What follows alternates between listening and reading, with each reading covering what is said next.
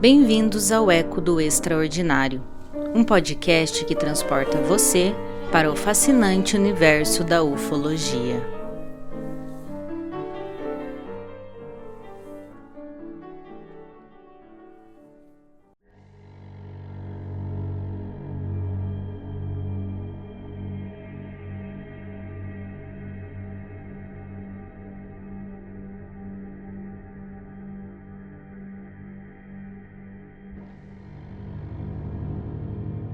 O Brasil não é apenas rico em biodiversidade e cultura, mas também é uma das nações com maior número de relatos ufológicos do mundo. De norte a sul, o céu brasileiro tem sido palco de acontecimentos tão estranhos quanto perturbadores. Eventos que marcaram vidas, mobilizaram forças militares e desafiaram as explicações científicas mais racionais.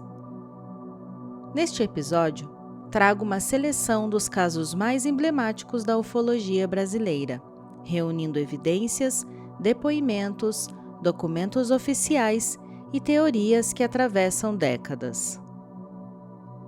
Este não é um convite ao sensacionalismo, mas uma jornada investigativa fundamentada em registros documentais, relatos testemunhais e fontes de estudos como os arquivos da Força Aérea Brasileira, reportagens históricas e publicações de pesquisadores renomados.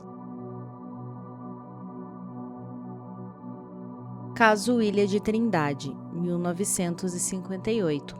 A fotografia que rodou o mundo. Era dia 16 de janeiro de 1958.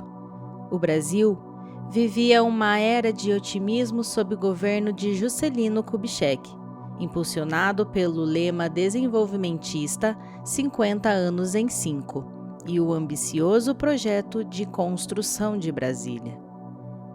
Enquanto o continente fervilhava com promessas de progresso, uma missão científica da Marinha do Brasil acontecia discretamente no Oceano Atlântico a bordo do navio Escola Almirante Saldanha. Durante essa expedição, um episódio extraordinário marcou para sempre a história da ufologia brasileira. O fotógrafo civil Almiro Baraúna, que participava da missão, registrou uma sequência de imagens de um objeto metálico discoide que sobrevoou a Ilha de Trindade com movimentos rápidos e coordenados. O fenômeno foi observado por aproximadamente 50 testemunhas, entre elas oficiais da Marinha, cientistas e civis. Baraúna, experiente fotógrafo submarino, reagiu instintivamente ao avistar o objeto e conseguiu captar 4 imagens que mostravam a trajetória do suposto disco voador. O que até então eram apenas sussurros entre os marinheiros, logo se transformou em manchete nacional. As fotografias foram enviadas diretamente ao presidente Juscelino Kubitschek, que ordenou uma análise oficial do material. A repercussão foi imediata. As imagens estamparam a capa da revista O Cruzeiro, uma das publicações mais influentes da época. O caso ganhou projeção internacional, sendo citado como um dos registros mais impactantes da história da ufologia mundial. A Marinha negou qualquer adulteração nas imagens e permitiu análises independentes, o que contribuiu para aumentar ainda mais a credibilidade do evento. No entanto, décadas mais tarde, surgiram críticas e dúvidas sobre a autenticidade das fotos, sugerindo possíveis manipulações. Ainda assim, nenhuma investigação conseguiu provar de forma conclusiva que as imagens eram falsas. A ausência de explicações oficiais, o silêncio das autoridades e a robustez técnica das fotografias consolidaram o episódio como um dos mais respeitados e intrigantes casos ufológicos do planeta.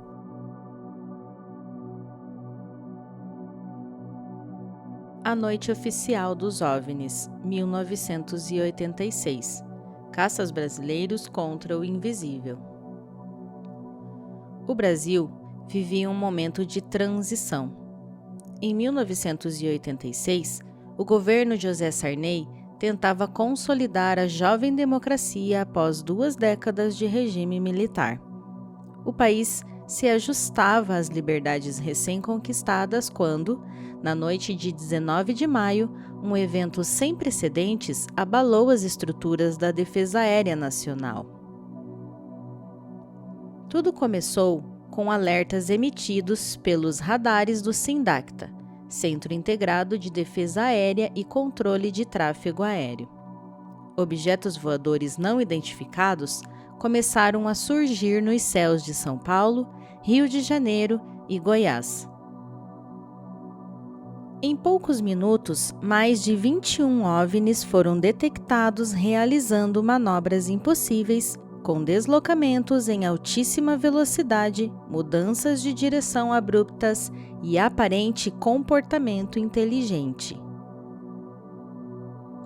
A Força Aérea Brasileira reagiu de imediato.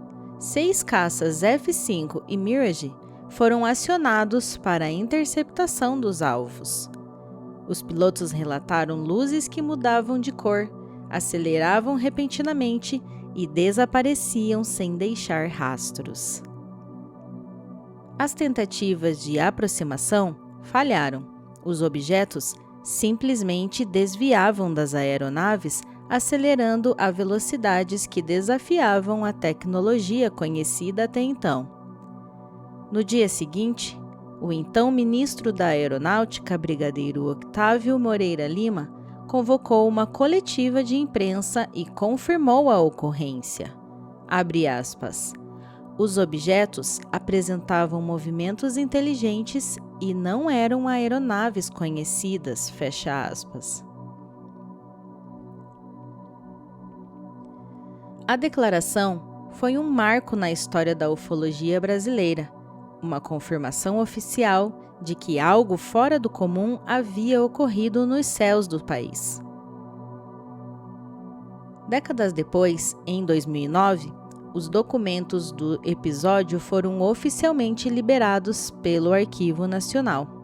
Neles, constam relatórios técnicos, gravações de radar e transcrições dos diálogos entre os pilotos e o comando da FAB. As descrições confirmam os relatos de luzes com comportamentos anômalo, velocidade sobre-humana e ausência total de resposta às tentativas de comunicação. A Noite Oficial dos OVNIs é hoje considerada um dos episódios ufológicos mais bem documentados do mundo, tanto pela quantidade de testemunhas qualificadas quanto pela natureza das evidências.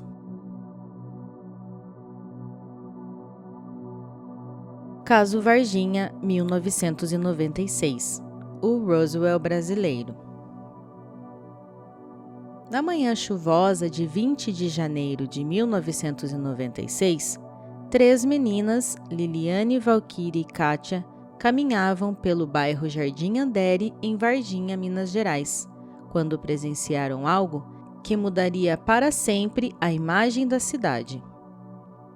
Segundo seus relatos, avistaram uma criatura agachada em um terreno baldio, cerca de 1,60 m de altura, pele marrom oleosa, veias saltadas, cabeça desproporcional e olhos vermelhos intensos. O que parecia um encontro isolado, logo se expandiu para uma sequência de eventos que envolveu militares do Exército, bombeiros e até viaturas em alta velocidade entrando e saindo do Hospital Regional de Varginha.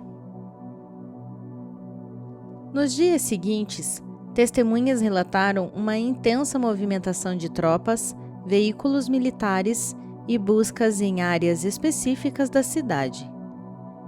A morte de um policial militar, envolvido nas supostas capturas, adicionou ainda mais o mistério ao caso. Enquanto o país vivia o início da era neoliberal sob o governo de Fernando Henrique Cardoso, com a internet engatinhando e o sensacionalismo televisivo em ascensão, o caso Varginha rapidamente ganhou espaço na mídia. Programas como Fantástico, revistas como Isto É, além de jornais locais e nacionais, deram ampla cobertura ao fenômeno. O Exército Brasileiro e as autoridades locais negaram qualquer operação especial. Ainda assim, ufólogos renomados como Ademar Gevaerd, Marco Petit, Stanton Friedman e Dr. Roger Lear mergulharam nas investigações. A coleta de testemunhos, análise de movimentações militares e tentativa de acessar documentos sigilosos deram origem a uma série de reportagens, dossiês, livros e, posteriormente, ao documentário exibido pelo History Channel e ao filme Caso Varginha de 2022. Apesar das negativas oficiais, a combinação de testemunhos civis e militares, movimentações atípicas, ações hospitalares não explicadas e a morte misteriosa de um policial militar consolidaram o caso Varginha como o principal incidente ufológico do Brasil e um dos mais importantes do mundo. O episódio é constantemente comparado ao famoso incidente de Roswell nos Estados Unidos, sendo apelidado internacionalmente como Roswell brasileiro.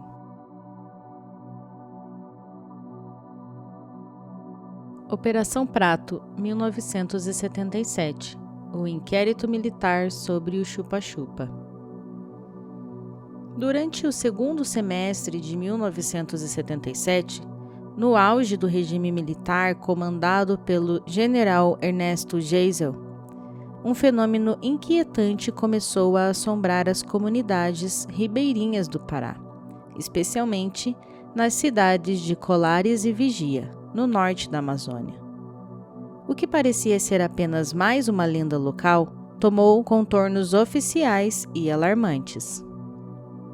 Moradores passaram a relatar aparições noturnas de luzes intensas no céu, que não apenas os perseguiam, mas lançavam feixes de energia diretamente sobre seus corpos. Os efeitos iam além do susto. Pessoas apresentavam queimaduras, marcas inexplicáveis na pele, anemia súbita, sangramentos e até caso de desmaios. O medo era tanto que muitos se recusavam a sair de casa à noite. O fenômeno ficou conhecido entre os habitantes como chupa-chupa.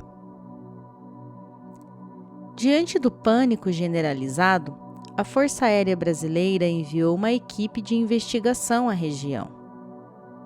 Nascia ali a Operação Prato, uma das missões mais enigmáticas da história militar brasileira. A operação foi conduzida com rigor e sigilo, sob o comando do então capitão Wirangê Holanda. Ao longo de 4 meses, a equipe da FAB realizou entrevistas com dezenas de testemunhas, registrou fotografias, vídeos e croquis detalhados dos avistamentos.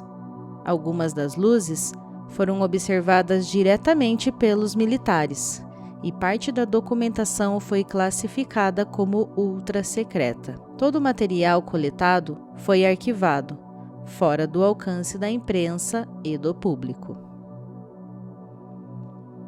2 décadas depois, em 1997, o próprio capitão Holanda quebrou o silêncio e concedeu uma entrevista bombástica à revista UFO, revelando que os militares presenciaram fenômenos inexplicáveis e que as autoridades sabiam mais do que admitiam. Pouco tempo após o depoimento, Holanda foi encontrado morto, enforcado com o próprio cinto em seu apartamento. A morte foi oficialmente tratada como suicídio, mas até hoje levanta dúvidas que alimenta teorias conspiratórias. Com o tempo, parte da documentação da Operação Prato foi desclassificada pelo Arquivo Nacional, tornando-se um dos acervos mais impactantes sobre o fenômeno ufológico no Brasil. A seriedade da investigação, somada ao trágico destino de seu comandante, transformou a Operação Prato em um dos episódios mais misteriosos e respeitados da ufologia mundial. Caso Antônio Vilas Boas, 1957, o primeiro relato de abdução sexual. Em 1957, o Brasil ainda era um país majoritariamente rural. Sob o governo de Juscelino Kubitschek, a industrialização ganhava ritmo nas cidades, mas, nas vastas fazendas de Minas Gerais, a vida seguia com a tranquilidade do campo. Foi nesse cenário que um jovem lavrador de 23 anos, Antônio Vilas Boas, viveria uma experiência que mudaria para sempre a história da ufologia mundial. Durante uma noite de trabalho em sua propriedade rural, Antônio operava seu trator quando uma luz intensa surgiu no céu e envolveu completamente. Ele descreveu ter sido forçado a bordo de uma nave metálica, onde foi submetido a exames físicos por seres de aparência incomum. Em seguida, uma entidade de aspecto feminino, com traços humanoides porém estranhos, teria mantido relações sexuais com ele, em um ambiente pressurizado e controlado. Após o contato, foi liberado e encontrado pela família no dia seguinte, desorientado e com sintomas físicos anormais, fraqueza extrema, náuseas, irritações cutâneas e confusão mental. O relato, inicialmente recebido com ceticismo, foi documentado por Dr. Olávio Fontes, médico da Marinha e pesquisador brasileiro, e posteriormente analisado pela APRO, uma das entidades ufológicas mais respeitadas nos Estados Unidos. O conteúdo sexual explícito e inusitado causou espanto nos círculos acadêmicos e religiosos, o que atrasou sua divulgação. Ainda assim, a consistência do testemunho, mantida ao longo das décadas, atraiu o interesse de nomes renomados da ufologia como Jacques Vallée. Apesar das controvérsias, este é considerado o primeiro caso documentado de abdução com contato sexual com seres extraterrestres e um dos mais antigos relatos de abdução alienígenas do mundo. A narrativa de Vilas Boas, marcada por detalhes clínicos e psicológicos, serviu de base para futuras análises comportamentais e em experiências ufológicas, tornando-se um marco incontornável da história da ufologia internacional. Caso Guarapiranga, 1988. Mutilações humanas e mistério médico. Em setembro de 1988, o Brasil enfrentava uma grave crise econômica com a inflação fora de controle e um governo Sarney tentando conter o descontentamento popular. Nesse cenário tenso e instável, um caso sinistro veio à tona nos arredores da capital paulista, um episódio que muitos tentaram esquecer, mas que ainda intriga estudiosos e especialistas. Às margens da represa de Guarapiranga, em São Paulo, foi encontrado o corpo de um homem em avançado estado de mutilação, porém, sem sinais de violência convencional. O cadáver apresentava cortes precisos e clínicos. Os olhos, a boca, os genitais e diversos órgãos internos haviam sido removidos sem qualquer vestígio de sangue ou reação de dor. O laudo do Instituto Médico Legal indicava que as incisões eram tão limpas e simétricas que pareciam ter sido feitas com instrumentos cirúrgicos de altíssima precisão.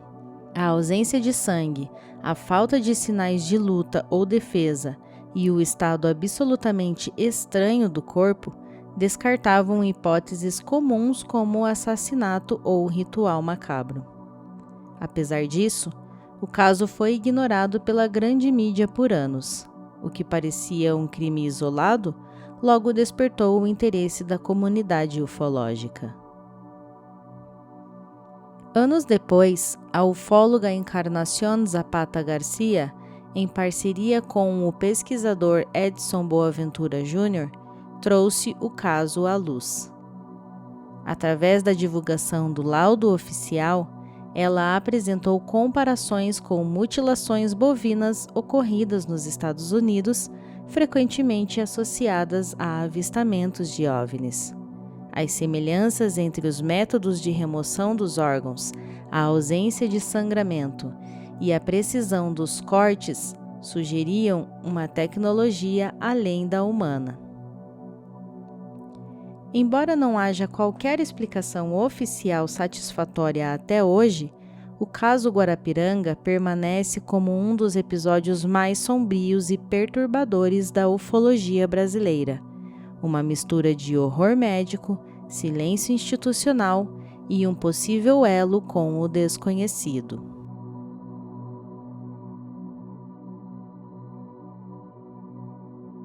O céu brasileiro é mais do que cenário para as estrelas cadentes e satélites artificiais. Ele é, há décadas, palco de um mistério que desafia governos, ciência e sociedade. Cada caso aqui apresentado é uma peça de um quebra-cabeça que ainda não foi solucionado. Como podcaster do Eco do Extraordinário, o objetivo não é dar respostas definitivas, mas estimular a reflexão, a curiosidade e o debate. Porque talvez, como diz Carl Sagan, a ausência de evidência não é evidência de ausência.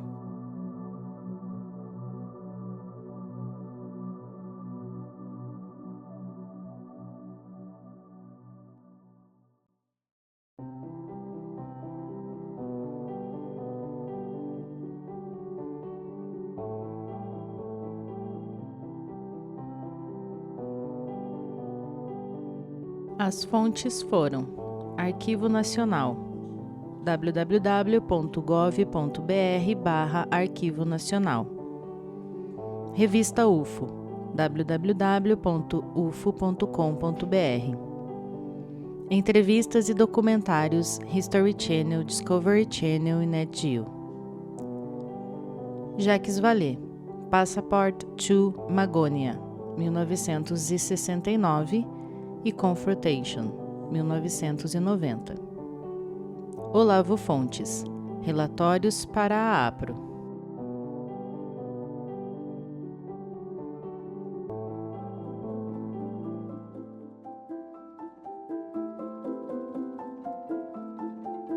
O que você acha? O que podemos tirar destes relatos? São coincidências? Fenômenos naturais mal interpretados? Ou estaríamos diante de evidências concretas que estão muito além da nossa compreensão? Seja como for, esses casos continuam sendo estudados e debatidos todos os dias, mantendo viva o mistério sobre OVNIs no Brasil e no mundo. Se você gostou deste episódio, siga o nosso podcast, compartilhe com seus amigos e nos conte: você já presenciou algo inexplicável nos céus? Faça um comentário neste episódio.